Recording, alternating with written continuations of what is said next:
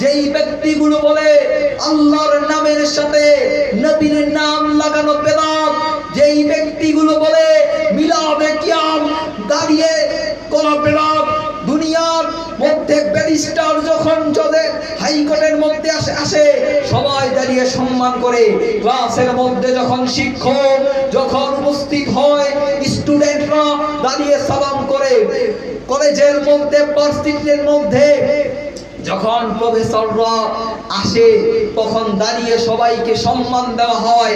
যখন আমার নবীর প্রশংসায় আমরা দাঁড়িয়ে সালাম দেই, এক দল আছে যাদের ভিতর নবীর মহব্বত নাই, যাদের ভিতর ওলিয়া উলিয়ার মহব্বত নাই, ওই ব্যক্তিগুলো ফতোয়া দিয়ে দেয় আমার নবীকে ওই কোন সময় দাঁড়িয়ে সালাম দেওয়া বেদাত, আমার নবীর সাথে আল্লাহর নামের সাথে নবীর নাম লাগানো বেদাত, লা ইলাহা ইল্লাল্লাহ মুহাম্মদ রাসূলুল্লাহ এই কালেমার সাথে আমার নবীর নাম।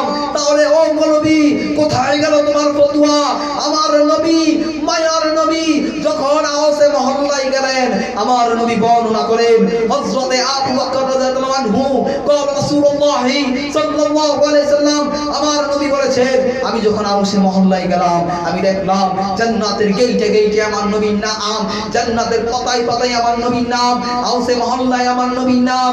আমি দেখলাম সারা কুল কায়নাত করলাম, আমি দেখলাম আল্লাহর নবীর সাথে আমার নবীর নাম, আল্লাহর নবীর সাথে আমার নবীর নাম, নবীর নামের সাথে আমি আল্লাহর নাম। দুই হাত তুলে বলো সুবহানাল্লাহ।